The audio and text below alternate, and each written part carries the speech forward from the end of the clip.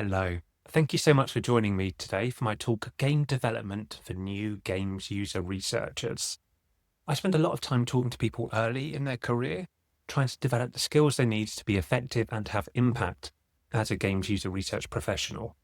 One of the barriers that people often face is not knowing enough about what their colleagues are doing, how games are actually made, and the challenges that our colleagues are facing, so that we can have better impact with our studies.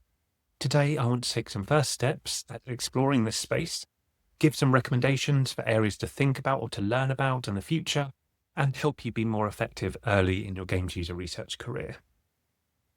First of all, a little bit about me. So my name is Steve Bromley. I've been a games user researcher for 14, almost 15 years now, originally at PlayStation based in the UK, but for the last few years, I've been an external consultant running playtests and also helping teams develop their own research maturity. Alongside that, a lot of that work actually for industry, I've also been very active in the games user research community. I established the IGDA's mentoring scheme for games user researchers. I've written a lot about these topics on my website, gamesuserresearch.com. And you might be familiar with my book, How to be a Games User Researcher, which brings together a lot of the lessons from the mentoring sessions I've been running for over a decade to help people understand how they can develop a career in games user research. And that leads me to one of the topics we want to talk about today, understanding game development. You'll find once you're actually in industry that games user researchers can't work alone. We need allies to have any sort of impact. The point of running our research studies and our playtests is to lead to action, changes being made in the game as a result of what we've suggested or what we've learned from players. However, we're not in control of the action directly. Very rarely would a games user researcher sit down and write some code, fiddle with some values in a spreadsheet, make some new art or some UI. And because of that, we need to work through others to have any sort of impact. We need to influence people. The most successful way to influence people is to make what we're doing appear relevant to the topics that they already care about. People are unlikely to change their mind or react to facts that are so out of their sphere of thinking that they're going to ignore them. And so by understanding who our colleagues are, what they're working on, and the challenges they're currently facing, we can have the ammunition we need to frame our results in ways that get them listened to and create compelling outcomes. Because of this, today I want to talk about how actually do games get made. As I mentioned, I spend a lot of time talking to people early in their career. Often they have been a user researcher in another domain or just finished a PhD, and they're trying to bring their existing research skills into a game development environment. One thing you'll learn very early on is that the culture in game development believes it's very different from other software development processes. Whether it is or not, you can take your personal judgment on, but there definitely is that belief that how games get made is different to other types of software. How that manifests is there'll be different language used, different terminology, different job titles, different approaches, and to make it even more confusing, as we'll talk about in a minute, that can differ from studio to studio or publisher to publisher. So the words and the job titles that work in one company won't necessarily translate to every games company out there. Games are different to other software, and understanding why might be a helpful first step for us today. So games are different, and a lot of these differences make them difficult to make and difficult to be successful with. One of the first things that jumps out is that idea of finding the fun. Now, you might be familiar, if you've worked in other industries, with the concept of user needs, understanding what users are trying to achieve and then building some software to make it easier for them. A very common example being if you are developing a food delivery app, you want to understand how do people deliver food currently, what's difficult, and the success criteria is very clearly some food turns up at someone's house. With games, the user needs we're building from are a lot more nebulous and hard to define. Usually it's that concept of fun that we want players to have fun or experience if not fun, other emotional connections to the games that we're trying to make. But it's harder to measure in advance. Will this thing be fun, or will this other idea be fun? That means teams often have to prototype and experiment and explore different ideas and gradually find the fun through trying out different ideas rather than having a clear direction of travel from where they start. So there is that concepting and prototyping and exploration is a necessary part of making a successful game in a way that other software has a clearer link towards the user need it's aiming at. We also see, and we'll talk more about later on, how the business model has a big impact on how games get made. In the past, and still with many console and boxed titles, games are very reliant on a big bang launch. So actually have the quality of the game on the launch weekend when most players are paying attention to it, when all the marketing is fired and it's got eyeballs on it, is when the game is being evaluated if it's good or not. And so you need to come out of the gate with a very strong product. Again, if you've seen other fields of software development, this can be contrary to best practice elsewhere, where you would start with a small idea, make something small that works, and gradually add and build on it over time as the product has found that product market fit and developed an audience that grows with it. Again, for many traditional games, that is incompatible with how games get sold as an entertainment product, although we'll talk later about the impact of free-to-play and live service does mean a difference to this as well. Games are also working in a very competitive environment. They're very expensive to make. Development budgets can be over $200 million for many of the more successful games of the last few years. And big pre-existing games are holding up a lot of space. In 2023, under 10% of game time was spent on new titles, with most of game time being taken up by long-standing live service games like Fortnite or Grand Theft Auto 5. Of those new titles, just 4 games, Diablo 4, Hogwarts Legacy, Baldur's Gate 3, Starfield, were taking up almost half of that time, meaning that it's very hard to be successful in games, to create commercially successful games. We have to understand how players' habits are changing, and essentially it's a difficult software environment to work in. Over time, games have developed a process that they use. Game developers have developed a process that they use often to make the games that they're working on. This process, taken here from Richard LeMarchand's book, A Playful Production Process, which I'll reference again at the end, gives a generalized model of what that could look like. As I mentioned, game development terms are very different in different environments. It's changed by free-to-play, and other business models will impact how this works, and every studio will have different terms or different expectations for what happens in each phase. But at a broad level, teams start by going through an ideation process where they consider different ideas and different prototypes of what they could make, and end that ideation process when they've decided what is the game going to make, and they've got a goal for what their game would be and a definition of what that looks like. They'll then go through a pre-production process where they make small parts of the game to explore, actually, is this fun? How long will it take to make the full game? And develop their schedule for production, what they're actually going to make.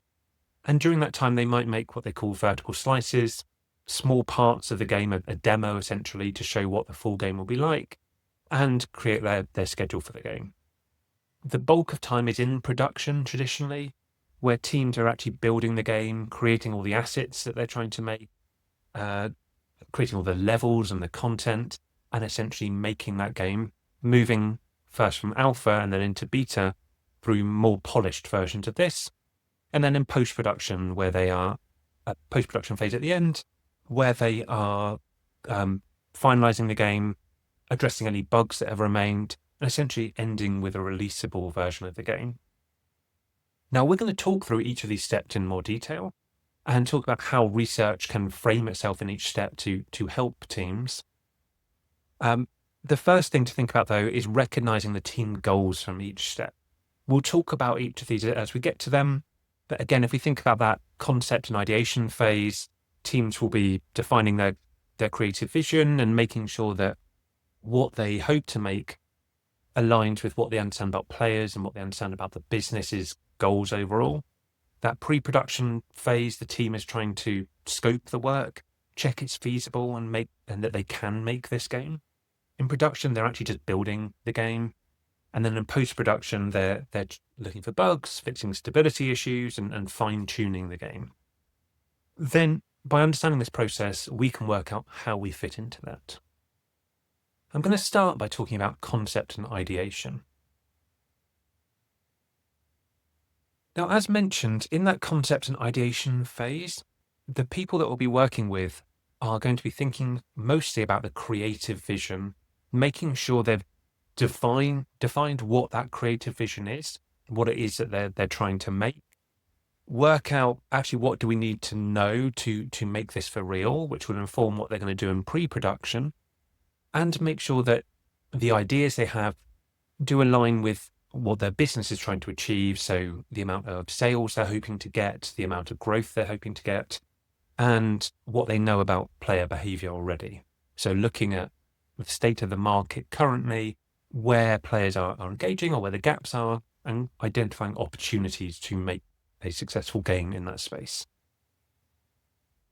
Now, if we as researchers understand that's what our teams are trying to do in concepts and ideation, it can help us propose the most effective studies. One study that researchers will want to do and want to promote doing at this phase is understanding who our players are. Our teammates, the producers and designers and developers and leaders that we'll be working with, will need to be making predictions about what will players enjoy about each idea, how will players interact with this, will this fit into players' days and players' playing habits, so that they can evaluate which of the ideas they want to go forward with. As a researcher, that's great. We can really help with understanding players. We can help by exploring actually what games are people currently playing, why are they playing those games, what are their motivations for play, what are the challenges with existing games, and identify actually does real player behavior support the ideas and the concepts that you're exploring. We can also help prioritize an idea, because teams will often have a number of ideas and be trying to work out what's the right idea for us. By understanding more about people's playing habits, how long they play, where they play, how they decide what to play in each context, we can help the team make a confident decision about prioritizing which of their ideas actually will fit into players' playing habits and will fit with players' motivations, and which of their ideas that they should be deprioritizing or developing differently. As a research study, it's not the focus of our talk today, but these are reasonably familiar research studies. You would be doing one-to-one interviews with people who are playing games from your competitor sets to understand how and why they play games, and explore what they're playing, why they're playing it, and also their context of play. How does it fit into their life? And that feeds into the second most impactful thing that we can do as researchers in this phase. We can help teams understand their competition. Concepts and ideas that the team have don't necessarily have to start from scratch, and you don't have to reinvent the wheel every time you play.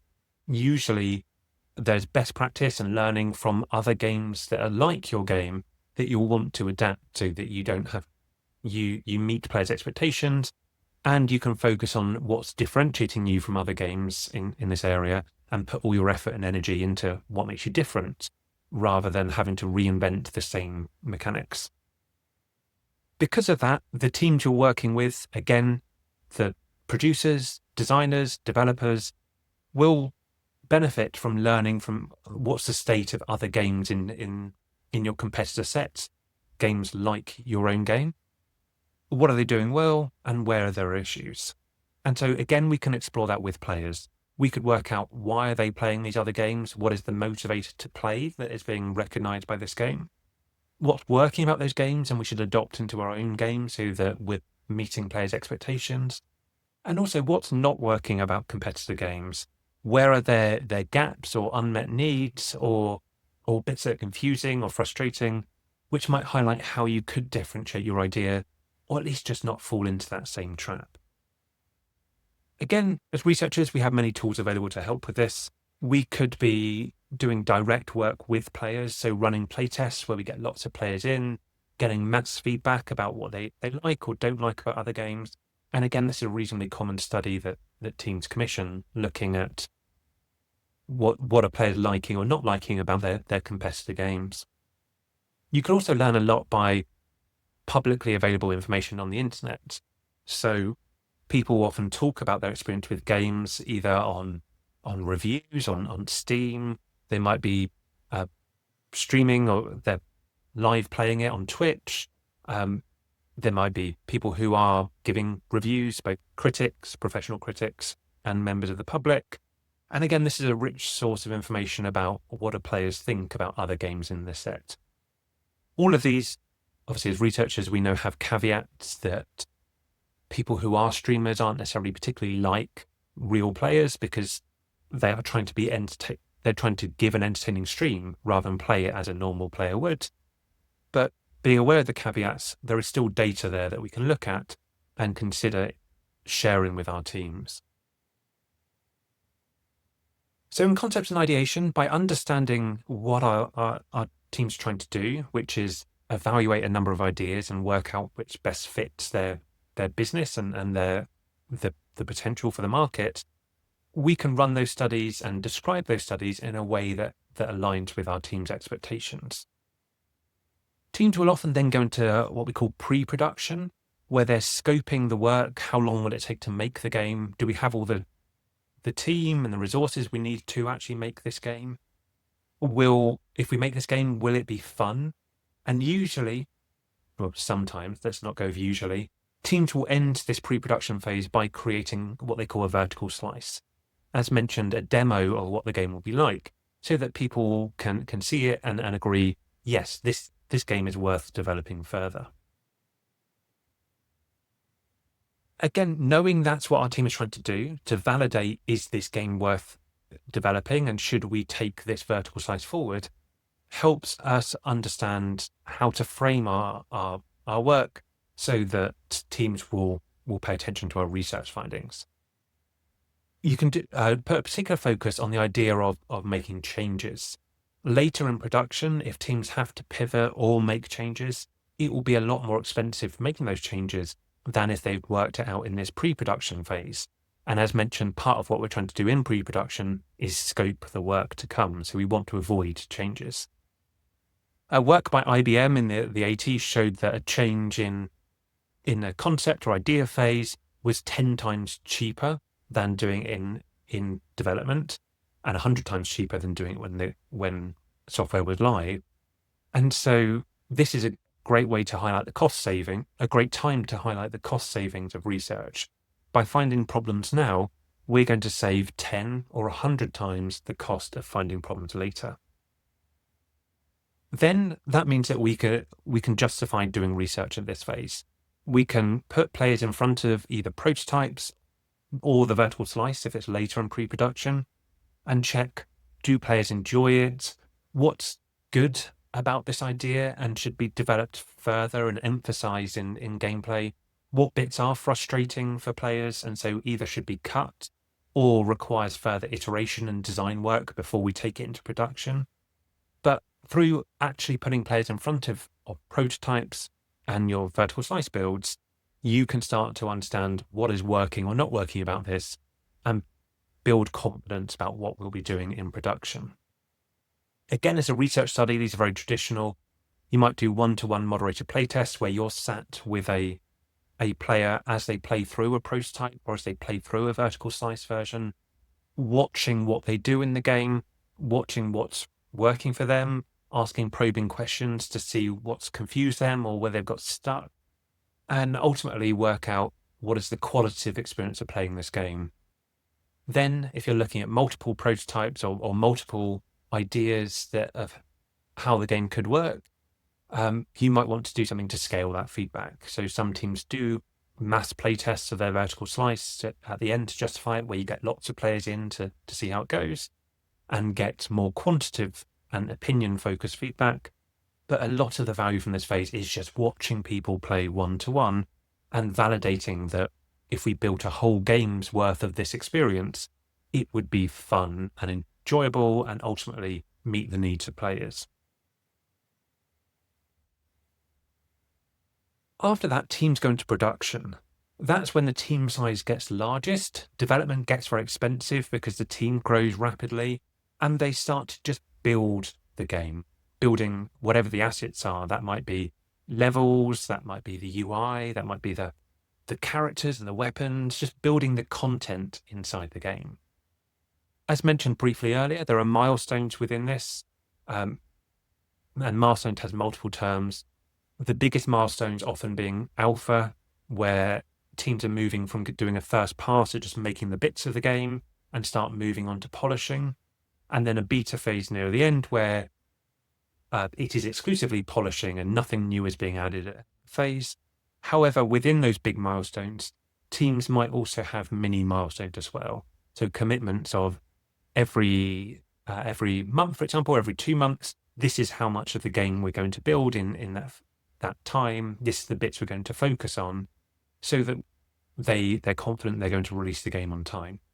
And being very aware of that production roadmap and when teams are working on each individual bit of the game will be hugely impactful for us to work out how do we position our work so it's relevant to what the team are thinking about at that time. Again, some great studies you can do as a researcher by understanding this. As in production, teams are building a lot of systems. They're building all the things that the game will do. Each of those systems needs players to understand it, to navigate it, to get through it and use it successfully. And that leans into very traditional usability testing, where we put players in front of parts of the game and we watch and we listen and we understand what they do to see if they understand how it works, if we're getting the emotional reaction back we're expecting from it. Essentially, is the onboarding for the system appropriate, and do players know how to do the stuff that they need to do in the game? During production, as well as bringing on these individual systems, you will find that teams come under pressure to, as deadlines come up and as the scope creeps a bit, so new ideas start to sneak into the game, the team will be under pressure to cut bits of the game or make sure they're working on the most important things. Again, as researchers, we have great skills to help with that. Those production priorities, where should we be putting our limited production time, will continue to change during production, despite how much our colleagues are trying to minimize scope creep and keep a lid on it. By regularly putting what we have in front of players, that's a really valuable data source of, are we working on the most important things? Are the systems that we're building and where we're putting our attention resonating with players in the way in which we expect? And ultimately, are we working on the most important things we could be working on at this stage in development? Often this might be when you do mass play tests. So, for example, big lab-based studies where you're bringing in 10 or 20 players or more in bigger studios at a time, and regularly getting that quantitative opinion feedback from them about the state of the game and what's good and what's bad about it. You might also be helping a team do regular internal playtests at this time as well. Although, again, internal staff aren't necessarily the same as external players. They have different background knowledge, they have different expertise. By encouraging our team to actually play the games regularly, at least we all know the state of the game and we can all see together what feels fun and what doesn't feel fun, creating some hypotheses that we can later validate with external players. Then, as mentioned, your team will be going into post-production. That's when they will start to polish rather than adding new things, just making sure that the final game is stable, fixing bugs, fine-tuning it for, is it fair, is it fun? And again, as researchers, we bring by understanding this, what our teams are trying to do, we can bring our expertise in here. We can look out for difficulty spikes using quantitative studies where we're getting lots of players through content and getting them to rate what's hard or where they're failing. We can also look for pacing issues where the game feels slow by, again, getting players to report their experience of playing. And you'll most commonly be doing mass playtests at this phase. So I've talked through a very traditional game development process. Uh, as I mentioned earlier, the business model does make a difference to this. And as you move away from traditional console and PC games where all the attention is on the actual launch, other business models will have different priorities. I think the biggest impact or the biggest change you might see is if you're working either in the mobile space where free to play is the most common business model, or live service games where they're trying to not just provide an experience for players when they first play it, but retain and keep those players over many months or many years. Because of this, that raises the importance of retention, keeping players as long as possible. And so you'll add a whole host of additional studies looking at actually what is that first week's experience, where are the friction points that players experience during that first week or month or year of play, and be able to frame your findings around, we will help you retain the players that you have, becomes a very compelling offer to offer in that free-to-play and live service space. Another impact to be aware of course, is in the mobile space, where development costs are traditionally a lot cheaper than they are in console and PC games. It's cheaper to make the game itself, but the expensive bit is user acquisition, spending money to get your game in front of players through marketing and get them to try the game out.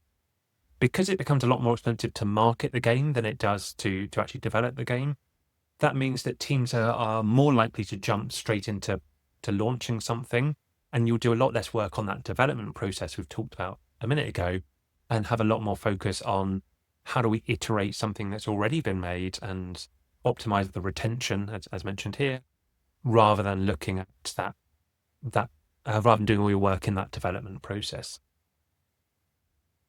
And again, understanding that that's very important for our free-to-play and our live service titles will help you work out how to frame it with those audiences. So for many games launched in the beginning, we want to run retention studies to look at what issues are causing people to give up on the game or to quit it because it's so expensive to get new players. And again, as researchers, we have tools for that. We'll do diary studies where we look at experience of playing over the first week or first month and use that to help teams identify what are the friction points and where should they put their effort to optimize retention. Now, we've talked about that development process and the model overall. I think within this, it's also helpful to understand actually what are the priorities of our colleagues and as human beings, because again, to make people care about things, we want to frame what we're doing in terms that they care about. Now, different disciplines and different individuals within each different discipline will land differently on these scales or have a different lens on what their goal is. But some things to look out for include some roles, traditionally production roles, but not exclusively production roles, are very focused on delivery, making sure that the game is released on time, minimizing the amount of changes or the change of scope in the game as it gets developed. And by understanding our colleagues who aren't delivery focused, we can emphasize the value of research as a way of reducing uncertainty, making sure that we're hitting our milestones on time, that we're not changing our mind later in development where it becomes much more expensive, and ultimately reducing the costs of developing games by identifying problems earlier. Others of our colleagues will be much more focused on the creative aspect of making games, and it's important to recognize that people work in games because they love it as a creative art form. Again, by understanding our colleagues who have that lens on what they're doing, we can frame our what we do within those terms. So helping them, a traditional argument that you've seen before is we're not trying to change the game design vision, at least not initially. We're trying to make sure that players are experiencing it in the way in which you intended. And so by framing what we do as aligning the players' experiences with the creative goals, we can start to cut through to audiences, to our colleagues, who are very creative focused.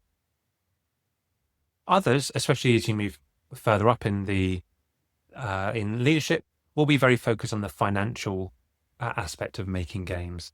So ensuring that the game makes the most money it can, and that development costs are minimized as far as possible. Again, by understanding that some of our colleagues are driven by the financial aspect of this, we can frame our work in those terms. We can talk about how we're going to reduce development costs. We can talk about how we're going to lead to more successful games that will sell more copies and ultimately be more successful. And also how we can reduce marketing costs, as already mentioned, by optimizing retention. Now, every individual will land differently on these angles, and in real life, people will not just have one lens, they'll have different lenses at different levels. If we spend time speaking to our colleagues one-to-one to discover actually what are their priorities, what do they care about, and then use that to inform how we frame our work, we'll have a lot more impact in our research studies. And ultimately, I highly recommend this as our approach. So I'm going to leave us with a few resources.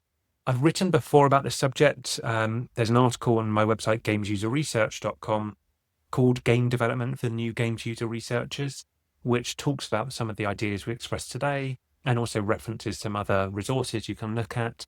So a first step might be looking at the website there. The graph we looked at earlier was a playful production process from Richard LeMarchand. He was a creative director at Naughty Dog and worked on titles like Uncharted and The Last of Us.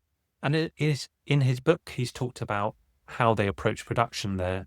And I think understanding this discipline and their approach is essential for us working out how to frame our work. Then I'd recommend looking at how other disciplines talk about what we do and their interactions with our work and just what's important for them. Diana Nightingale has done a great talk about the development of Deathloop.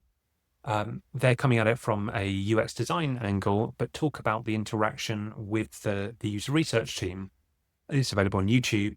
And I think starting with that video, which I've linked to from my article in the first picture there, but also looking at other videos from other domains inside game development will help raise your understanding about what's important to them, how do they talk about their work, and then with that information, how do we frame our own work so that they pay attention and care about it? Thank you very much for your time today. I think this is an important topic, and as mentioned, this is just an early exploration of this space.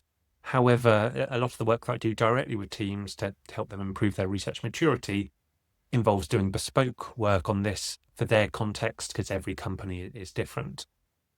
If you are early in your games user research career, as a couple of next steps to think about beyond the resources I've mentioned is looking at gamesuserresearch.com. I have a newsletter and regularly shares articles about how to do this. And also you get some free guides, both for career development and also for how to run some of the playtests we've talked about today, which might be helpful in the future as well. I think that's everything. As always, get in touch either through the website or on the Game User Research Discord if you have any questions, and have a great rest of your day. Thank you very much.